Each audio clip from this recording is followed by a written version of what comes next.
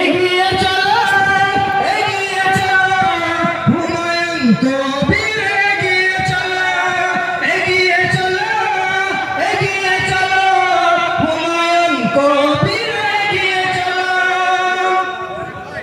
বিশ্বের মুসলিম তৌহিদ জনতা হুমায়ুন কবির দিয়েছে সাথ বিশ্বের মুসলিম তৌহিদ জনতা হুমায়ুন কবিরের দিয়েছে সাথ এগিয়ে এগিয়ে চলো হুমায়ুন কবির এগিয়ে চলো এগিয়ে চলো এগিয়ে চলো হুমায়ুন কবির এগিয়ে চলো এগিয়ে এগিয়ে চলো হুমায়ুন কবির এগিয়ে চলো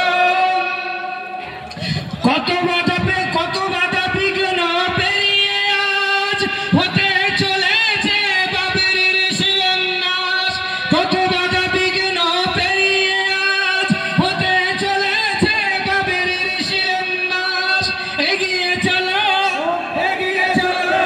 হুমায়ুন কবির এগিয়ে চলো এগিয়ে চলো হুমায়ুন কবির এগিয়ে চলো এগিয়ে চলো এগিয়ে চলো হুমায়ুন কবির এগিয়ে চলো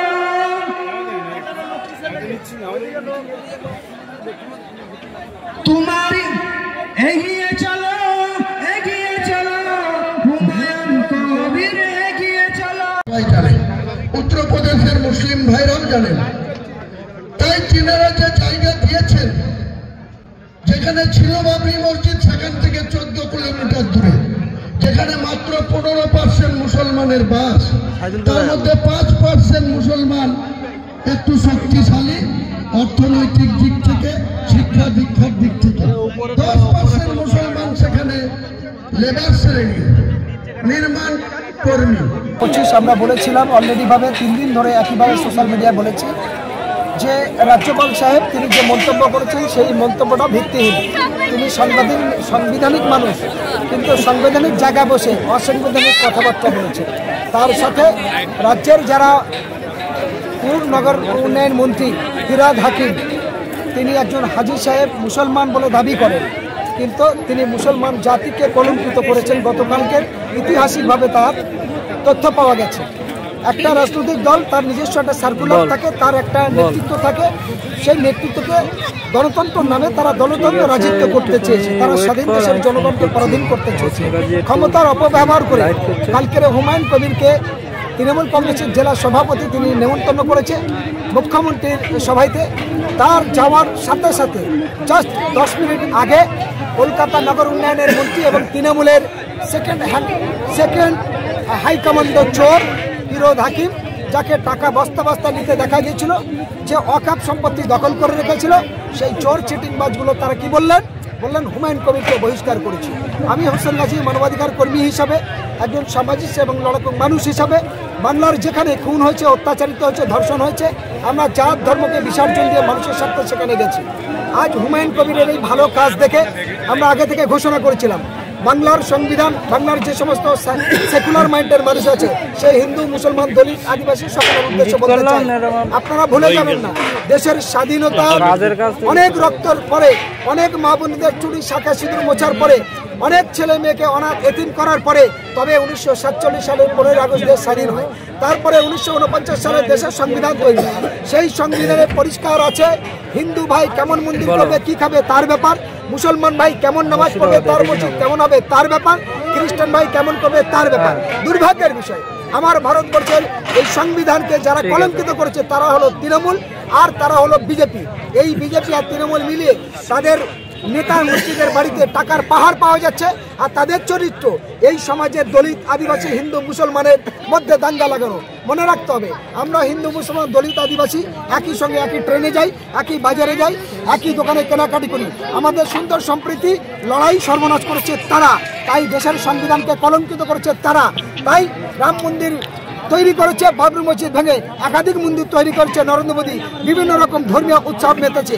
তার সাথে সাথে তাদের দালাল, তাদের এজেন্ট হিসাবে মমতা ব্যানার্জি পশ্চিমবঙ্গে জগন্নাথ মন্দির সহ একাধিক মন্দির তৈরি করেছে, প্রসাদ বিতরণ করেছে, কিন্তু এই টাকা আমি বলছি অন ক্যামেরায়, রাজ্যপাল নরেন্দ্র মোদীর বাপের টাকা নয়, নরেন্দ্র মোদী বাপের টাকা নয়, অমিত শাহর বাপের টাকা নয়, আর ববি হাকিমের বাপের টাকা নয়, মমতা ব্যানার্জির বাপের টাকা নয়, আমি হোসেন গাজী আমাদের সকলের টাকা, নবাব সিরাজদৌলতের মুর্শিদাবাদের টাকা, আমি বলতে পারি সারা পশ্চিমবঙ্গের 21টা জেলার টাকা, হিন্দু মুসলমান দলিত আদিবাসীদের টাকা নিয়ে তারা প্রসাদ বিলি করেছে, মন্দির করেছে। হুমায়ুন কবির বাপের বাটা মুর্শিদাবাদের মানুষকে নিয়ে, বাংলার মানুষকে নিয়ে এই মসজিদের শিলান্যাস করছে। আমরা ধন্যবাদ জানিয়ে আগে বলেছিলাম আসবো, যা খুশি করার তারা করবে, কোনো পরোয়া নেই। সে মতো অনুযায়ী আমি একদিন আগে থেকে চলে এসেছি, আজকে বেল লাগায় রেজিনগর এখানে সেই মসজিদ শিলান্যাসের কাছেতে, এবং আগামীকাল ঠিক 12টায় আর বাকি বাংলার প্রত্যেকটা সুমতি সম্পন্ন মানুষের কাছে আমাদের voice of Bengal, human rights voice এবং পাবলিক বাংলা,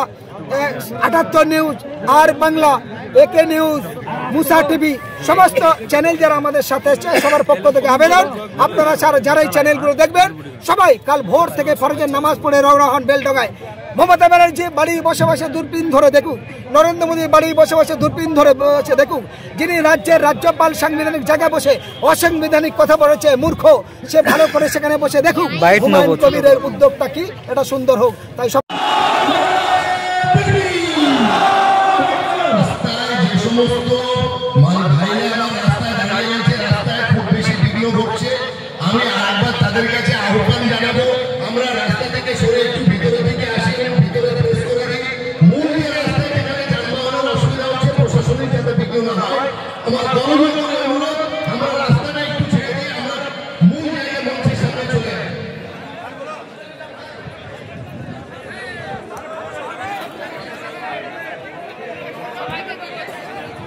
আলহামদুলিল্লাহ ভাই বোনেরা, আপনারা তো দেখতে পাচ্ছেন যে মানুষের ভিড়, তাতে প্রশাসন যখন আমাদের পূর্ণ সহযোগিতা আছে, আমরা কোনো রকমের ডিস্টার্ব করবো না। বাবা সকলকে বলছি দয়া করে যারা আছেন এইদিকে আসুন। ইডলি চলে এসছে।